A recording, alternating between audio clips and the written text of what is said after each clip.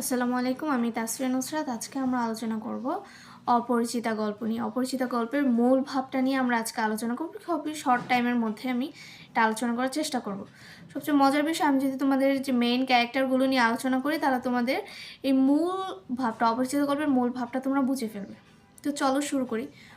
প্রথমে আছে অনুপম, তারপরে হচ্ছে অনুপমের বাবা মা সম্পর্কে সামথিং বলা হয়েছিল, কল্যাণীর বাবা এবং অনুপমের একজন বন্ধু এবং একজন কাজিনের কথা বলা হয়েছে। অনুপম চরিত্রটা ঠিক কীরকম?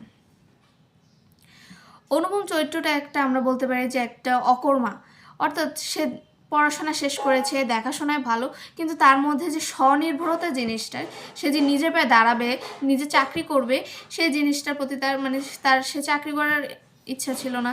তার বেশিরভাগ জিনিসই সে মামার উপর নির্ভরশীল, অর্থাৎ তার মধ্যে স্বনির্ভরতা জিনিসটা ছিল না। তার সবসময় আমরা দেখি যে তার মধ্যে একটা পরনির্ভরশীলতা, সেই বিষয়টা ফুটে ওঠে। এবার আমরা অনুপমের মামা সম্পর্কে জানি। অনুপমের মামার মধ্যে আমরা সবসময় কর্তৃত্ব বিস্তার করার যে প্রবণতা, সেটা দেখি। অর্থাৎ অনুপমের মামা এবং মা, এটা তিনজন মিলে আমরা একটা ছোট্ট পরিবার ধরি। আরও লোকজন আছে, কিন্তু আমরা বোঝার সুবিধার্থে আমরা এই তিনজনকেই ধরি। অনুপমের মামাই মূলত এই ছোট পরিবারের কর্তা, অর্থাৎ তার কথা তিনি একটা যদি তিনি কথা বললে এরপর আর কেউ কথা বলতে পারবে না। তিনি যদি কোনো সিদ্ধান্ত নেন, এরপর আর কেউ সিদ্ধান্ত নিতে পারবে না। এবং তিনি সবসময় চেয়েছিলেন যে তার বেয়াই পক্ষ, অর্থাৎ অনুপমের যে শ্বশুরবাড়ির লোকজন অর্থাৎ ফ্যামিলি, তাদের আর্থিক অবস্থা সচ্ছল হবে না, যাতে তিনি তাদের উপরও কর্তৃত্ব বিস্তার করতে পারেন। এবং তার মধ্যে আমরা টাকার লোভ দেখি, এবং সে সবসময় চাইতেন যে নিজে ঠকবেন না, অন্যকে ঠকাবেন, এই জিনিসটা। কারণ তিনি যখন ইয়াররিং দিয়েছিলেন আশীর্বাদের সময়, সেটাতে ফুল স্বর্ণ ছিল না। আর তিনি মনে করেছিলেন যে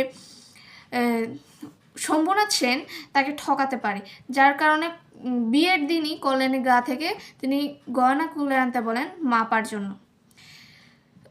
আর তার চরিত্রের মধ্যে আমরা দেখি যে তার চরিত্র নেতিবাচক দিকই আমরা বেশি দেখি। কারণ বিয়ে ভাঙার পর তিনি বিভিন্নভাবে চেয়েছেন, যে বিভিন্ন পরিকল্পনা করেছেন কিভাবে শম্ভুনাথ সেন এবং তার পরিবারকে কিভাবে তারা বিপর্যস্ত করবে, অপমান অপদস্থ করবে। এবার আমরা শম্ভুনাথ সেনের সম্পর্কে জানি। আচ্ছা, তার আগে আমরা কল্যাণী, মেইন ক্যারেক্টার যে কল্যাণী, সেটা সম্পর্কে জানি। রবীন্দ্রনাথ ঠাকুর ওই কল্যাণী চরিত্রটার মাধ্যমে তিনি ফুটিয়ে তুলতে চেয়েছেন যে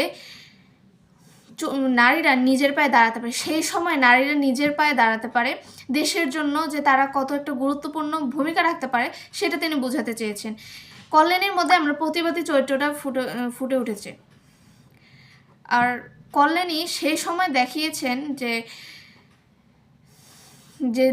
নারীরাও দেশের জন্য কিছু করতে পারে, কারণ তার বিয়ে ভেঙে যাওয়ার পর সে নিজেকে দেশের জন্য সঁপে দেয়, অর্থাৎ সে দেশের জন্য কাজ করার প্রতিজ্ঞা করে।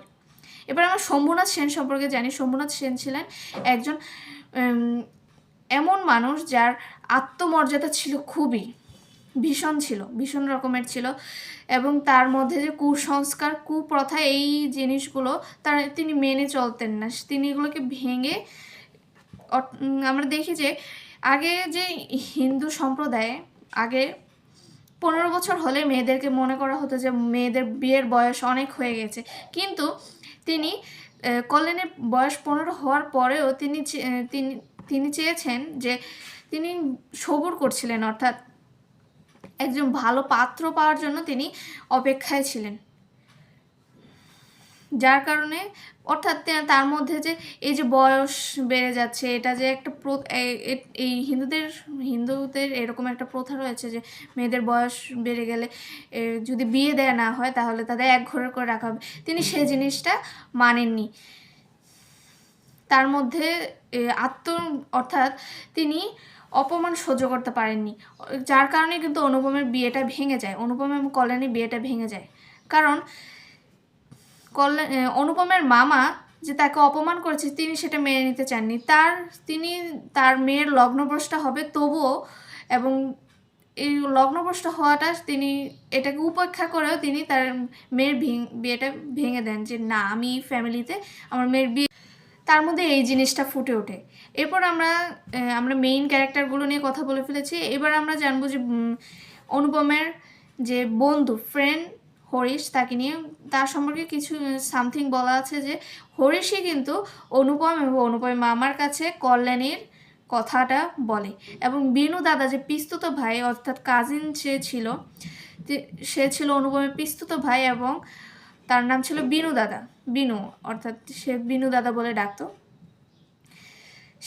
তার কথা একটু সেই গিয়েছিল, সেই কিন্তু কল্যাণীকে দেখে এসেছিল এবং তার কথা আমরা পরেই আমরা বুঝতে পেরেছি যে সে যেটাকে খুব ভালো বলে, যেটাকে ভালো তার মনে হয় খুব ভালো, সেটাকে সে বলে যে চলনসই। তার কথাগুলো ঠিক এরকম। তো এই ছিল অপরিচিতা গল্পের যে চরিত্র সম্পর্কে, এবং এই চরিত্রগুলোর মাধ্যমে কিন্তু আমরা বুঝতে পেরেছি অপরিচিতা গল্পের মাধ্যমে আসলে কি বোঝাতে চেয়েছে। অপরিচিতা গল্পে বোঝাতে চেয়েছে যে সেই সময়ে একজন নারী এবং তার পিতা কুসংস্কার প্রথা ভেঙে তারা বুঝাতে চেয়েছেন যে সেই সময় নারীরাও নিজের পায়ে দাঁড়াতে পারে, দেশের জন্য তারা নিজেদের নিয়োজিত করতে পারে। এই জিনিসটাই কিন্তু অপরিচিতা গল্পে বোঝানো হয়েছে। এবং অনুপমের যে চরিত্র দেখানো হয়েছে যে সে বিয়ে ভাঙার পর সে অনেকবার চেষ্টা করেছিল কিন্তু তার যে পরনির্ভরশীলতা সেই জিনিসটাই আমরা দেখতে পাই। তো আজকের মতো এখানেই শেষ করছি। আসসালামু আলাইকুম।